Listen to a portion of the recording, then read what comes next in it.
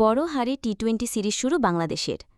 পাল্লেকিলের ৪ নম্বর উইকেটে ইনিংসে গড় টি-20 রান ১৮০। টসের সময় ধারাভাষ্যকার পারভেজ মাহরুফ জানিয়ে দেন, ইনিংসের টেম্প নির্ধারণ হবে প্রথম ৬ ওভারে। টস হেরে ব্যাট করা বাংলাদেশ দলের ওই শুরু খারাপ হয়নি। তবে পরের ঢুকঢুকানি ব্যাটিংয়ে ৫ উইকেটে ১৫৪ রানে আটকে যায় সফরকারীরা।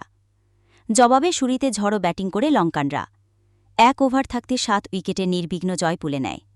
ওপেনিং জুটিতে তানজিদ তামিম ও পারভেজ ইমন ৫ ওভারে ৪৬ রান যোগ করেন। তানজিদ ফিরে যান ১৭ বলে ১৬ রান করে। অধিনায়ক লিটন দাস ৩ নেমে ১১ বলে ৬ রান করে ধুকে ধুকে আউট হন। এরপরে ফেরেন দলের হয়ে ২২ বলে সর্বাধিক ৩৮ রান করা পারভেজ ইমন।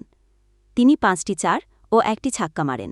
৫-এ নামা তাউদ হৃদয় ১৩ বলে ১০ রান করে সাজঘরে ফিরলে চাপে পড়ে বাংলাদেশ।